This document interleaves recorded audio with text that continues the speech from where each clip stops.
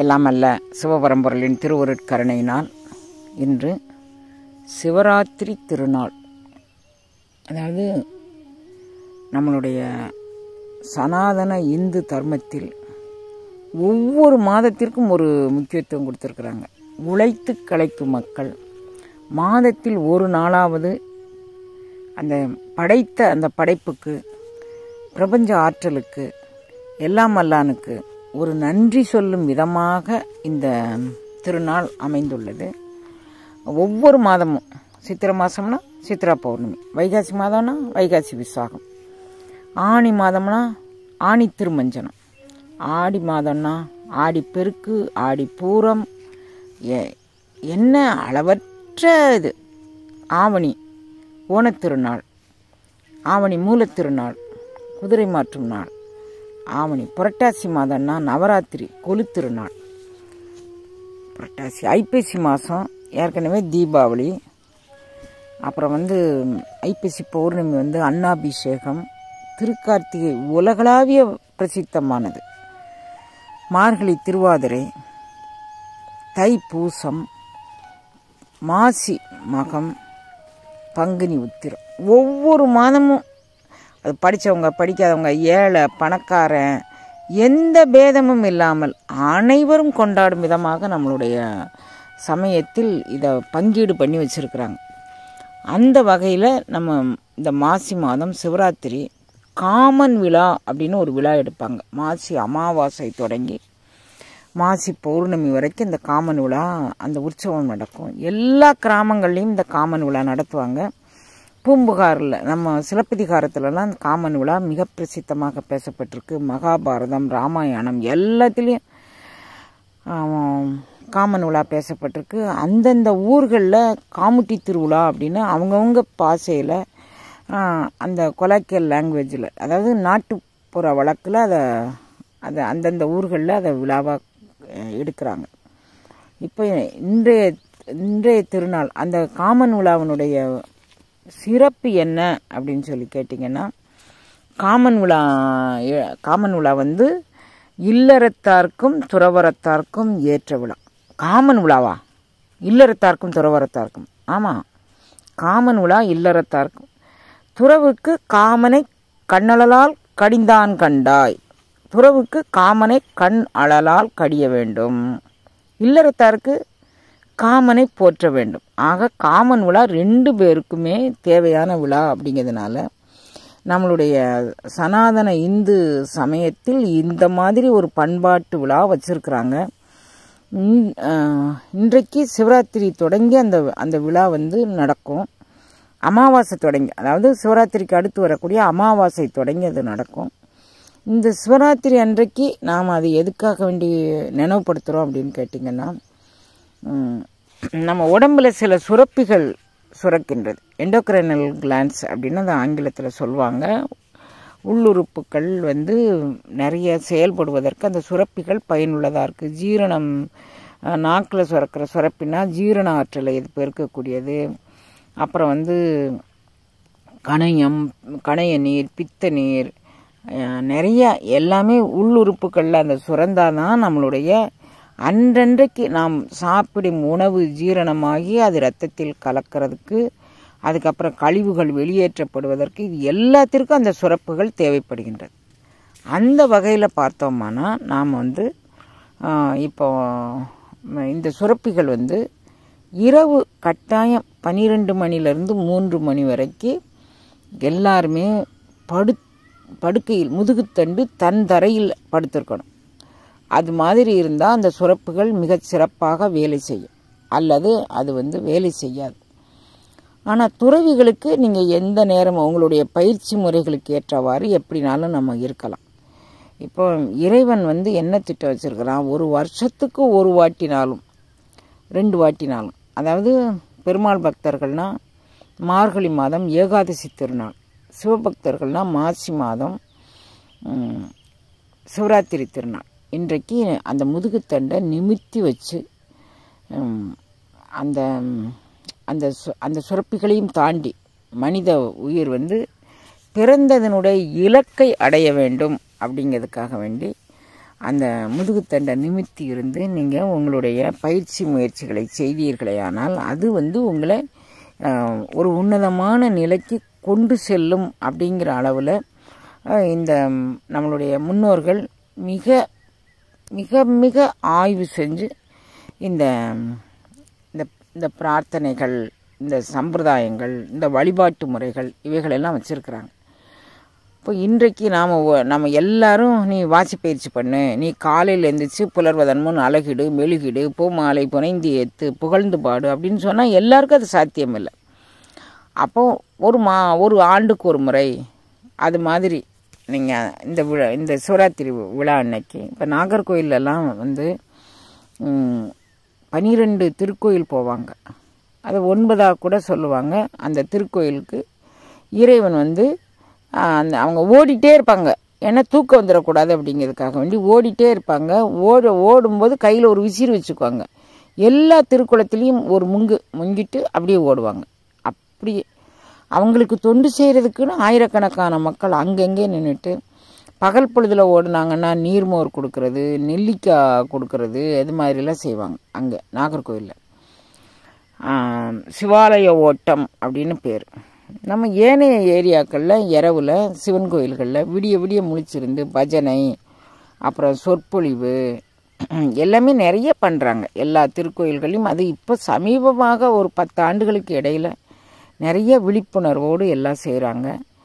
நம்ம பூமி வந்து என்ன பூமி அப்படின்னு சொன்னால் எல்லாருமே வந்து நம்ம பூமியை வந்து என்ன யாரோ எனக்கு சொந்தம் எனக்கு சொந்தம் எனக்கு சொந்தம் அப்படின்னு சொல்லிக்கிறாங்க. ஆனால் நமக்கு வந்து 2000 ஆண்டுகளுக்கு முன்னால் இந்த பூமி யாருடைய பூமி அப்படின்னு மங்களாசாசனம் செய்து கொடுத்துருக்கிறாரு மாணிக்க வாசக பெருந்தகை. இந்த பூமி யாருக்குள்ள பூமி தெரியுமாடா? சிவனுக்கும் சிவன் அடியார்களுக்குமான பூமி.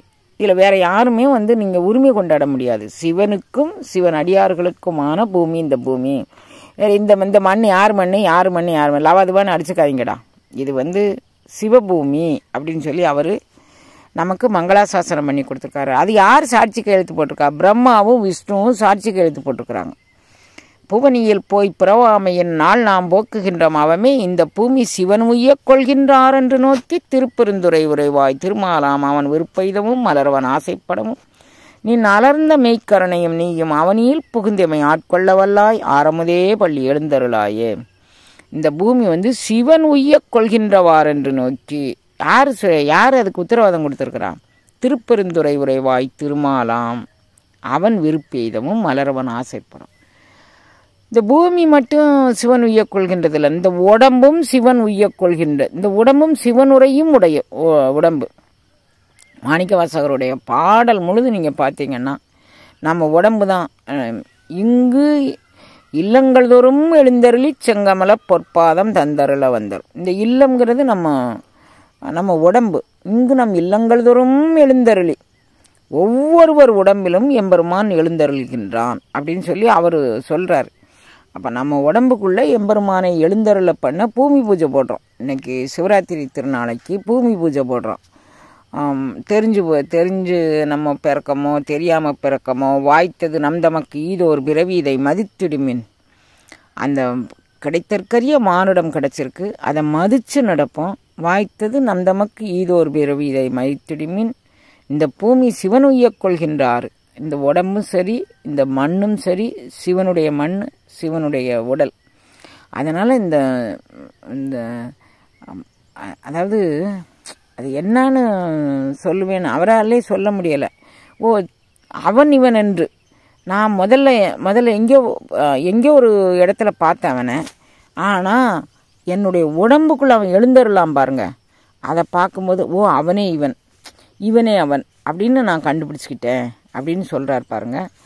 அப்போ அந்த மாதிரி நீங்கள் வந்து இந்த பூமியை இந்த சிவன் உய்ய கொள்கின்ற மாதிரி ஆக்கணும், இந்த உடம்பையும் சிவன் உரையும் கோயிலாக ஆக்கணும் அப்படிங்கிறதுக்காக வேண்டி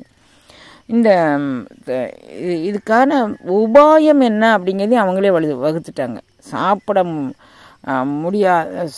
அதாவது இன்றைக்கு முழுது நீங்கள் நேற்றுக்கு மத்தியானமே நம்ம வந்து விரதமாக இருந்திருக்கணும், நேற்று இரவும் சாப்பிடாமல் இருந்திருக்கணும். இன்று காலையிலேருந்து இன்று இரவு வரைக்கும் நம்ம சாப்பிடாமல் இருந்து ஒவ்வொரு கால பூஜை முடியும் போதும் நமக்கு சாப்பாடு சிவனே தந்துடுவார். அப்போ எல்லா பிரசாதமும் உண்டு கொண்டு காலையில் நாம் கொஞ்ச நேரம் ஒரு மணி நேரம் வெயிட் பண்ணோம்னா திருப்பள்ளி எழுச்சியும் பார்த்துட்டு வீடு வந்து சேர்ந்துடலாம். சிவன் கோயிலுக்கு போகும்போது அது ஒவ்வொருத்தரும் ஒவ்வொரு ஏரியாவில் தூக்கம் முழிக்குதுங்கிறதுக்காக வேண்டி அந்த ஏரியாவில் உண்டான நிறைய சிவன் கோயில்களுக்கு போவாங்க. ஒவ்வொருத்தங்க ஒரே கோயிலையே உட்காந்து கூட வணங்கிக்குவாங்க. எது எப்படி இருந்தாலும் நீங்கள் வீட்டில் இருந்தாலும் சரி, சிவன் கோயிலுக்கு போனாலும் சரி, நம்ம உடல் சிவன் உறையும் கோயில், நம்மளுடைய பூமி சிவன் கோயில். இந்த பூமியை வந்து பாரத புண்ணிய பூமியை வந்து வேறு யாரும் ஆக்குப்பை பண்ணிடக்கூடாதுங்கிறதுக்காக வேண்டி தான் பிரம்மா விஷ்ணு சாட்சியாக மாணிக்க வாசகர் நமக்கு சொத்து போட்டு கொடுத்துருக்குறாரு, பட்டா போட்டு கொடுத்துருக்குறாரு. நாம் அதை தக்க வச்சுக்கணும். யாரோ ஒருத்தங்க சுரண்டிட்டு போகிறாங்க நம்ம பூமியைன்னா நம்ம விடக்கூடாது. நம்ம பூமியை சுரண்டும் போது நம்ம உடம்பையும் சுரண்டுறாங்க.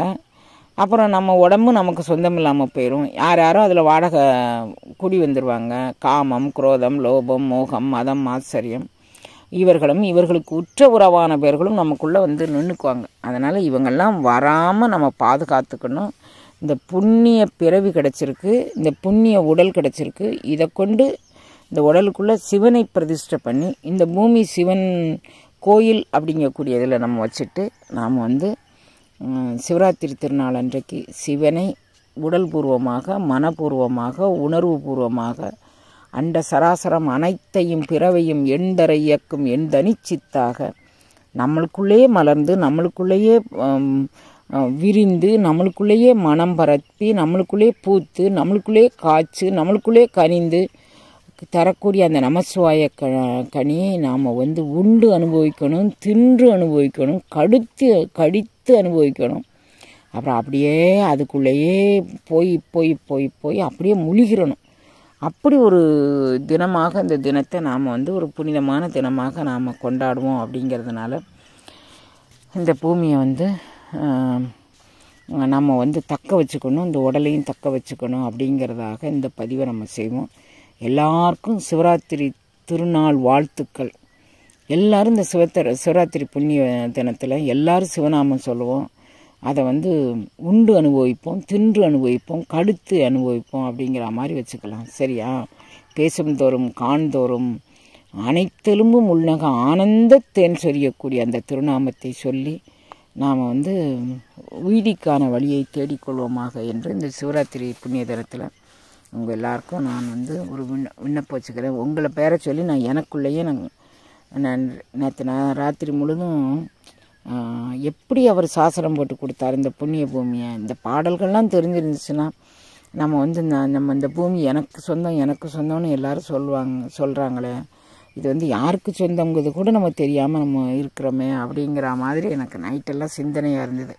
உங்கள் கூட அதை பகிர்ந்துக்குவோம் அப்படின்னு பகிர்ந்துக்கிறேன். மீண்டும் சொல்கிறேன், நம்ம எல்லாருக்கும் அந்த சிவன் பரிபூர்ணமாக நம்ம திங்கிறதுக்கு ஆசைப்படலாம், நம்ம கைக்கு கட்டணும்ல.